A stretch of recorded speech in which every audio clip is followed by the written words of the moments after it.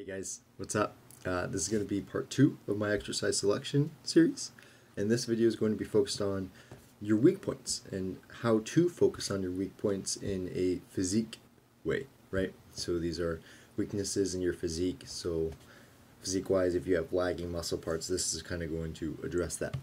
Now, first off, before you get to the point where you can address weak points, you really should have trained for a good couple years, right? And so your training during those 2 years needs to be very serious. It needs to be good general training where you're hitting all muscle groups, you're focusing on compound exercises, and then you're hitting muscles that you don't hit in your compound exercises with isolation exercises. These 2 years you need to focus on getting stronger in the rep ranges, whatever rep ranges you're working with, and then training in a variety of rep ranges for different movements, things like that. Just generally these first couple years need to be really solid training. Training needs to really be kind of like a priority in your life. It doesn't need to take over your life, but definitely needs to be a priority. Let me catch my breath. I talk kind of fast, haven't really breathed much, so and a good example of this is that I started interning at Strength Union about 2 years ago, and I remember talking to Tony Montgomery, and I had mentioned something like, oh yeah, I'm pretty sure I just have weak quads, right? And this applies to both physique-wise and strength. I'll talk a little bit about weak point training and strength on this video, but that'll also, I'll have a video focused on it coming probably early next week, right? But I was talking to Tony and I was like, I think my quads are weak. And he was pretty much just like, I just think you're weak in general. And I was like, well, okay, that's a very good point. So there's kind of two ways to look at weak point training, and there's one like physique wise and strength wise. And first off, just like physique wise, weak points should be pretty obvious.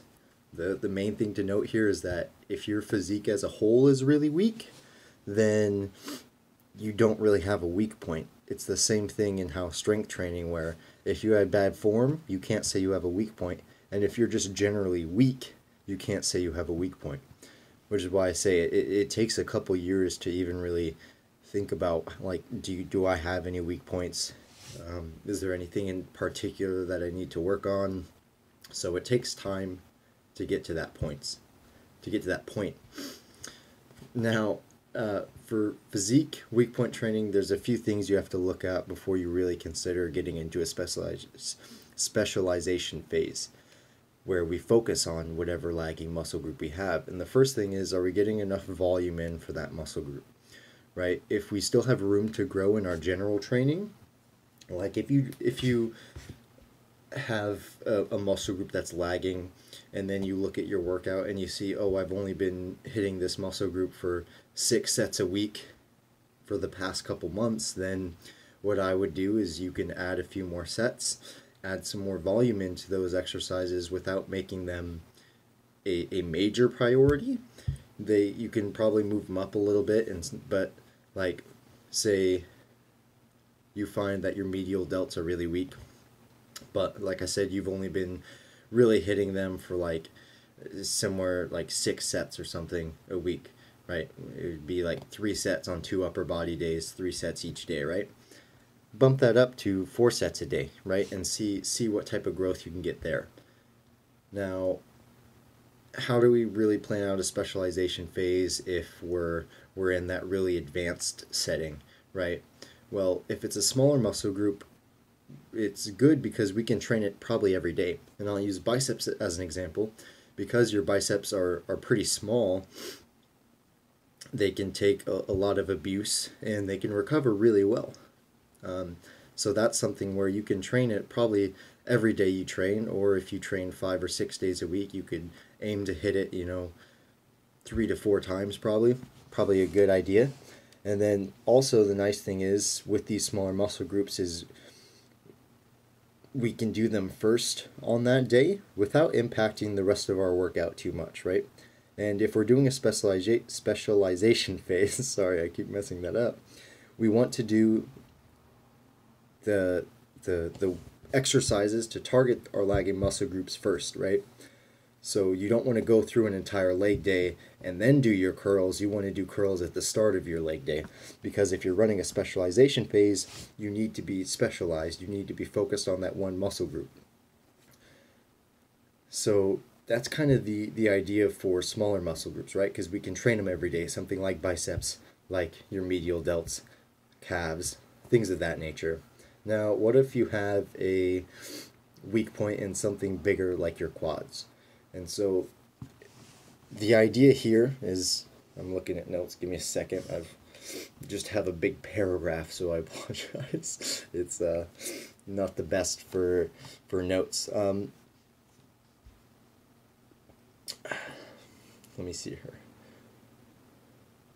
Okay, for larger muscle groups like your quads, you can't really hit those every day. So the idea here is that in your leg day, whatever you generally have, like if you generally have like quad work and hamstring work evened out, like I do, I think just generally I have about 14 sets a week of both quad work and hamstring work or posterior chain work. What I would do there is simply take down the sets of posterior chain work to about maintenance, so probably about 8 sets a week. I'd push more if I was able to recover and felt like I could, but generally I would aim for the lower side and just see how my body reacts and how it recovers. But I would drop down the posterior chain work to about 8 sets a week and bump up the quad work. Like I said, generally I sit at like 14 sets a week for quads, but what I would do is over the course of a mesocycle or two, I would start at 16 sets a week and then just try to like slowly work my way up towards 20. And that would be a good start to a specialization phase, right? So we're dropping down the volume for other muscle groups, and we're replacing that volume to the muscle group that we want to specialize in. So that's kind of our physique weak point training video. That pretty much covers the two things. It covers our small muscle groups, something like biceps, medial delts, calves, other things. I don't know what other muscle groups you could really focus on. Something like rear delts, any sort of small muscle group that you really need to focus on. You can do those exercises first on pretty much every day you train. But if it's a larger muscle group, something like quads, something like your chest, or like shoulders in general, if you want to focus on general shoulder, like all your shoulders, all your heads of your shoulder, you take away volume from other places and you place that into what you want to focus on. So if it's quads, you take away posterior chain work, place the volume towards quads. If you want to focus on your chest, you take away volume from your shoulders. If you want to focus on shoulders, you take away volume from your chest or back or something similar, right? I hope this helps. I hope this helps you kind of get a grasp on how to run a specialization phase and how to look at weak point training in a physique setting. Like I said, there'll be a strength video for this, so how to focus on weak points in your strength, in your competition lifts, really, and that'll come early next week, so look out for that. Thanks, guys. Peace out.